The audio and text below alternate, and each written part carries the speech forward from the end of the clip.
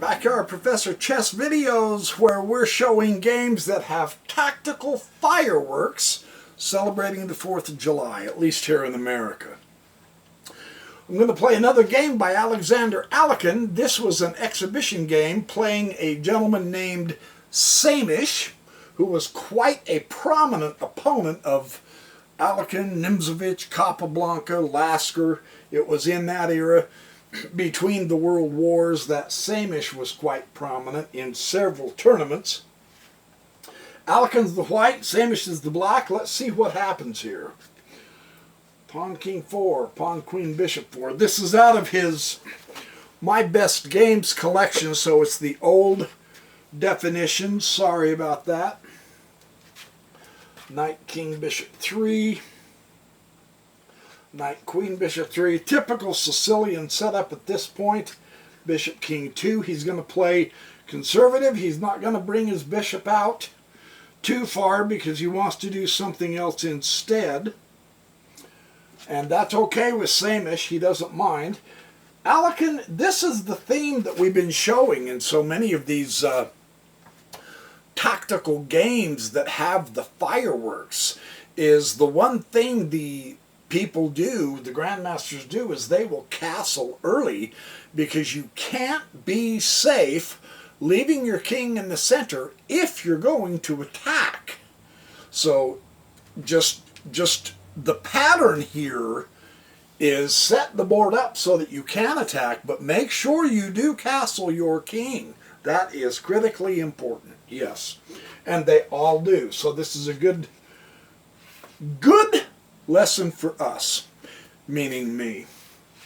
Kind of a hedgehoggish, sort of a small, tight-knit, but firm center here. And there is nothing wrong with that at all. And of course, they will at least not run each other over in the center because they don't want to do that. And of course, the knight is not going to change the knight just to exchange pieces. We amateurs, we beginners, we love to just trade pieces because it gives you a feeling of empowerment. And that's not necessarily true. Sometimes it is better to leave the pieces on to put together a stronger army setup based on the board position, right? To simply exchange a piece instead of leaving the tension is not necessarily the best way to play chess. And so that's another mini lesson that we learn watching the grandmasters play. Now Alekhine, from this maneuver, puts the bishop here, grabbing this diagonal. So he has moved a piece twice, but there's a specific reason why he wants the bishop there instead. He delays, he says that's the plausible move here, but he delays that one move because he's looking at something else that he wants to bring about in this game. And it's real interesting what it is that he brings out. Knight to King 4, and now Alekhine will do this. Notice how this changes the dynamic of the board to where the d5 is being fought for, and then it's backed up by the bishop. And now it's no longer backed up by the bishop because the knight will take the bishop. And then the queen will take the knight. What Alekhine has done is he has given up the bishop pair on purpose. And there's some people who just say, That is silly. Bishops are stronger than knights. That's not true. Bishops are not stronger than knights. It depends on how you set up your position. And so this is a critical lesson, critically interesting to see what he has in mind. He's going to make it so that his knights are stronger than Samish's bishops. And this will be the lesson of this game. This is exquisite how he shows that bishops are not inherently stronger. It depends on how you play. You can make them stronger without question, but you can also make your knights stronger without question. So let's see how he does this. This is quite interesting how he does this. And of course, Samish is going to get ready to castle. Everyone wants to castle in this game because you're playing Alicon. And Alicon wants to attack, so he wants to castle. So, okay, we have both sides castling. Alicon has the space advantage, but he's not into black territory just yet. But he does have a little bit more space. Let's see what comes of this, if anything. Pawn, queen, knight 3. He's going to secure one of the pawns that secures the d5, even though black is disputing the d5 square. White, I think, owns the d5. Let's see if anything comes of this. Just so that we're aware they are fighting for squares. And that is entirely plausible in chess. Sometimes you don't just fight for a material advantage, you fight for a square. It's a more advanced concept, but it's something that we need to start at least becoming cognizant of as we more and more play chess. And this is yet another reason why you don't want to just exchange pieces in order to exchange pieces, because it may mean you have less pieces to control a key square. Kind of interesting how this works. Knight to queen 2. He'll bring his knight back, and then the bishop will fianchetto. He is bringing about, now he's pointing toward the king, but this square here is dominated by black. This bishop at least will touch this square so that it's not completely undisputed. Because, of course, we've heard it a trillion times, but it's worth 1,000,000,001. The center is the most important part of the board. And so you need to at least control it. That's the hyper-modern, the Nimzovich ready thinking, is you don't have to occupy the center with pawns and pieces. You can influence it from a distance. And you know, Richard Reddy, he's brought his famous Reddy opening out just for that. The Nimzo Indian and all the different types of openings that fianchetto the bishops from a safe distance and yet still have that influence because they are long-range pieces. Whew, get on with the game, dude! Okay, I'm letting you know. And now bishop 3, see, he does the same thing. He brings his dark squared bishop out, and then he comes here. The dark squared bishop, either bishop, but the dark squared bishop is a powerful defender of the king. Yeah. He didn't fianchetto it, however. He is on the outside here. He's left his king pawns, and so has Alicon. So, however, he doesn't just let Alicon have the diagonal undisputed. So this is going to make for a tough battle. It looks like Samish is trying to blunt the attack setup that Alicon is setting up, and why not? Don't just let him roll over you. Give him a fight. In fact, beat him, right? Isn't that why we play chess? It certainly is.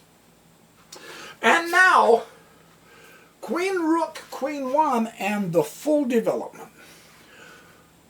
Interesting. Samish is behind development by 3 pieces, and Alekhine is fully developed. Something to observe. Just keep that in mind. What this is going to tell us, because we're seeing this imbalance, and it's a temporary imbalance. I mean, if you just do wishy-washy moves, then of course your opponent will catch up with you in development. Why do that though? He is ahead in development, so that automatically would indicate to us, if we were playing this game, that we want to play aggressive moves that improve our position and make all of our pieces stronger than our opponents. So no passive defense moves need to be made by white.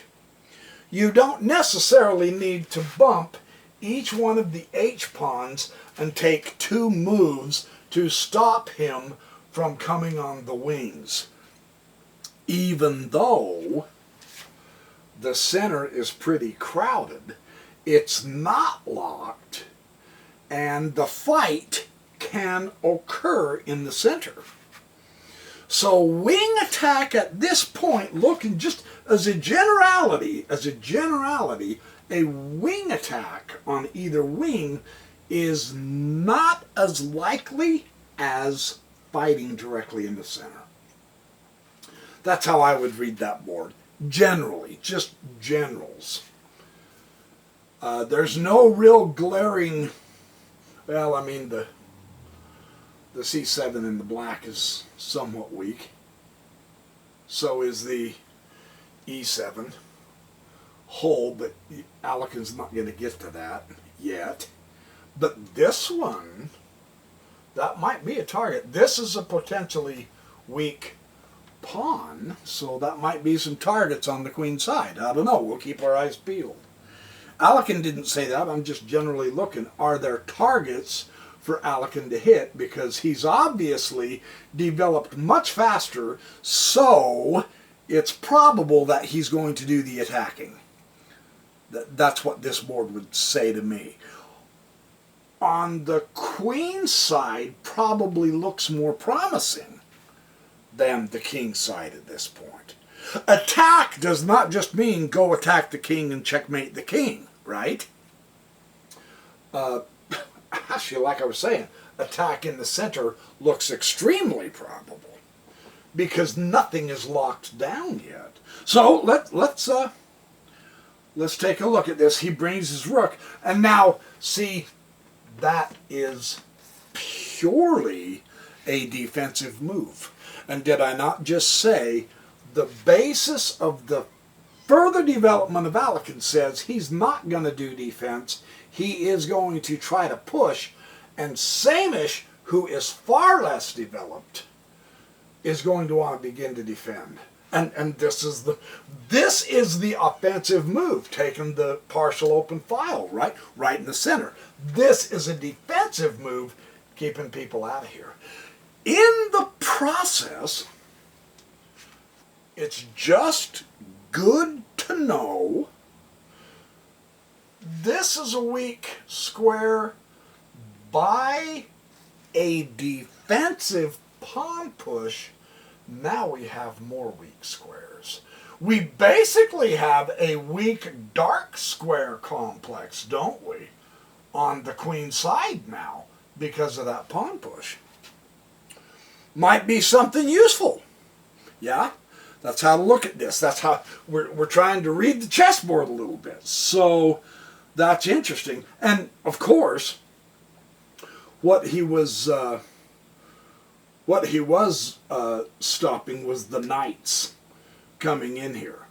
In the process, weakening the B6 and the C7 squares. So there's an upside to this move, and there are some downsides. And the pawn. Now it's not backward because it can advance, but it's weaker. Pawns together like this are always stronger than if one of them moves up. Either one, whether the A or the B, these are weaker. Just so you understand how pawns work. I don't yet, but I'm working on them. So,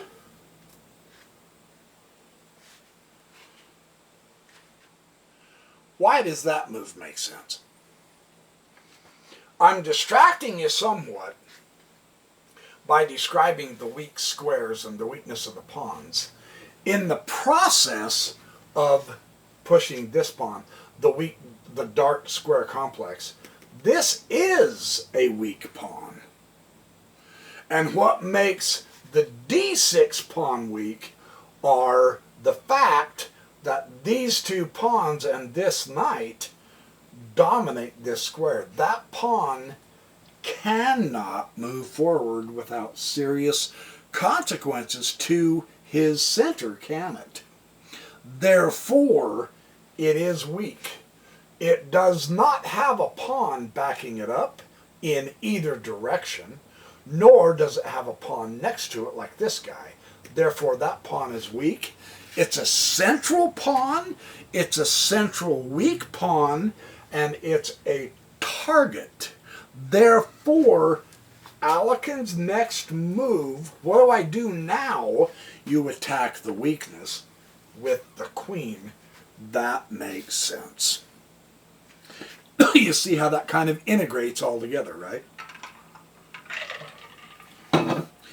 He's opening his pieces, coordinating his pieces in order to attack. You gotta have either a target or a weakness to attack, and he's got it. Right? Queen side. That makes perfect sense. There's nothing weak over here, you guys. I don't care. There's nothing weak over on the king side. There's easy access to defending the king side as well. The weaknesses are over here. And so that's where he's going to attack. That makes sense, right? Okay. Just wanted to point that out. Queen comes to bishop 2, and the king is going to go to rook 1. This is an essential preliminary maneuver, he says, because he's now going to push the f-pawn. The f-pawn is going to become his battering ram. In order to be able to be safer when he begins his central attack, he wants the king as far away as possible for right now. In other words, what he told Samish is, I'm moving my king. Samish does know now. These guys play chess so much that Samish does realize his center is set up such that he's going to push this pawn just as hard as he can. Right? Okay. Let's take a look. Let's see how it works. The rook will come to queen 1. That's a very interesting rook move, and here comes the pawn. Here comes the pawn, and then he's going to notice the weaknesses on the queen side. Putting these pawns together helps strengthen those pawns. They're still targets, but this formation is stronger than that one. Because what he did is he got rid of a hole. And now it's a supported pawn. This weakness, yeah, it's supported by the bishop, but it's still a weakness. He gets rid of one of the weaknesses on the queen's side, so that is a much better formation, because he knows here comes Alekin. If you can get rid of your weaknesses, then that eliminates anything to attack. So that's not a bad little move. That's what I'm trying to tell you. However, he keeps right on steamrolling. Once he's on a roll, he's going like crazy. He's not going to stop. And again, let me just emphasize one thing. He is in full attack mode, in the process of moving our pawns forward, we create weaknesses. And that's just the nature of the game. We just need to be aware of that, especially myself. Here, these two little guys control these 4 squares. Just these 2 guys control that, almost that entire row. And of course, it's in dispute with these 2, of course. In the process of forward moving, he gives up control of that square entirely. Therefore, his thrust, while being an attack move, and it does hit a pawn, and now it does influence 2 more squares, in the process automatically built within the rules of how pawns move, there are now weaknesses right next to that pawn. Yeah? That might play a key. Alekhine says, I want to attack. I am in such a position because of the way my center is set up with the queen back up in the rook and the southern knight, that I'm willing to put up with the weakness that I created here. And you can see that this square is absolutely fundamentally owned by black. So rather than fight for that square, he's going to proceed with his battering ram. I'm just trying to explain it a little better so that it makes sense, because there's a lot of stuff going on, and it is more or less an attack in the center, isn't it? Just like I thought it would be, because there's nothing weak on the king sides. There was a couple of targets over here, but the main target's this guy here in the center. So, I mean, the queen side attack is not nearly as critical as hitting the center. So here we go. This will be real interesting to see.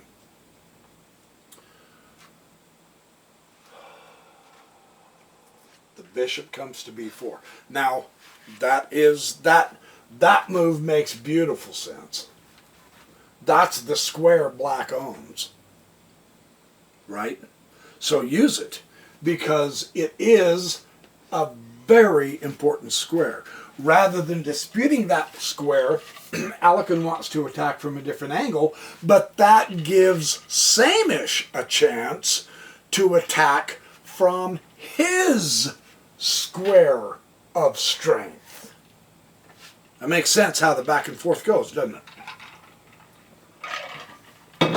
Kind of really fun to see that. However, black is in trouble,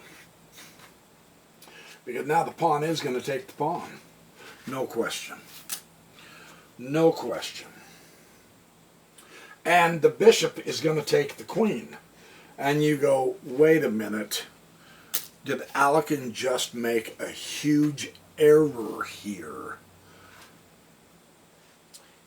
It's a queen sacrifice, but the question is, does it work?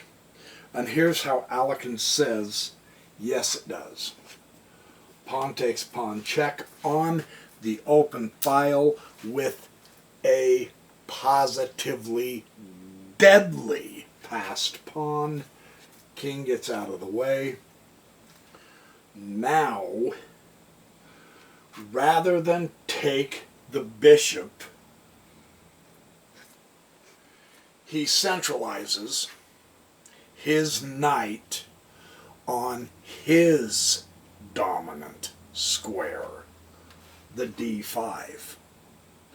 Because he left the king 5 square by attacking, his position is such that at this time black resigned. And you go, what? Black resigned? Yes, black resigned at this point.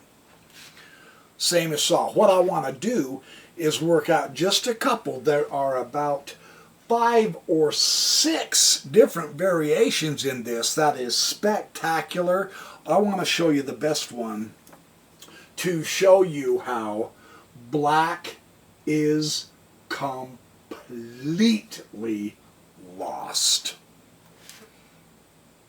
And what caused the loss are 2 imbalances that demonstrate imbalances in reading the board are really critical. Number 1, he definitely has central space. And number 2, he's got the rooks and the file. His rooks, and did he not make his knights more powerful than the black bishops? Indeed he did. Because the one black bishop can be taken, but you don't even need to because its influence is minimal. The other black bishop never got off its square. Therefore, the knights prevailed mightily. That's an important point in this game. So many people are so paranoid to let go of their bishop pair. That's not necessarily necessary, right? It's up to you to make your knights stronger, and Alekhine definitely did. He's hitting the queen. He has some wickedly powerful options here. For instance, let's say that the queen dodges out of danger. Look at that fork on the queen and the rook. Yeah, and that's total dominance because he's got a future queen right here that is protected. Yeah, that's why he doesn't worry about taking the bishop. He can do that anytime. Right now, he's got bigger fish to fry. That's a fabulous position. One of the other ones he said, what if he comes to here, then this knight, again, forks the rook and the queen. And then if the queen wants to move out of danger, then you take the rook. And the game is over. You see, you bump in to get the queen, the knight will take the queen, the rook will take the knight, and it's checkmate. Quite a position, isn't it? I think that's I think that is quite a remarkable position. The other one he said, I believe he said, is this one, where, well, let me see.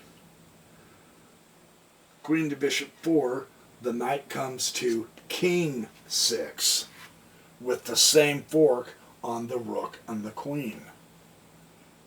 No matter what black responds, there's going to be a back rank checkmate going on, is the point.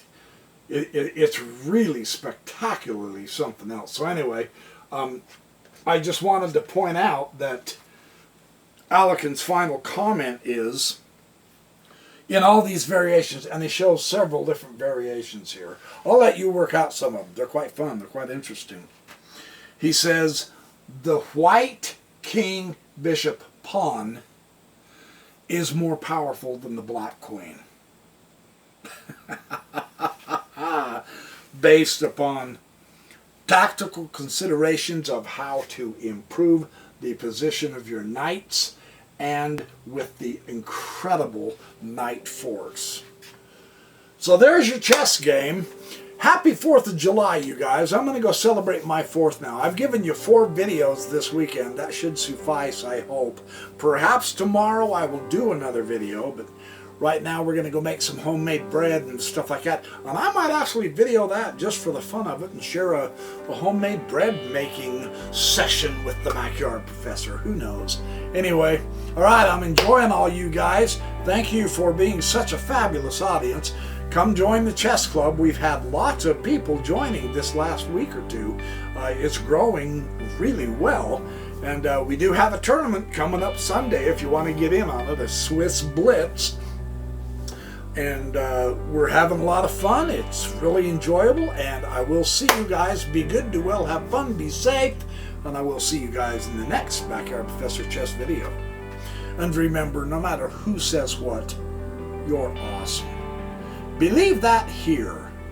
you're awesome. We can all improve. That's what this game shows us. Not only in the game, but in life. That's the idea. Upward and onward, people.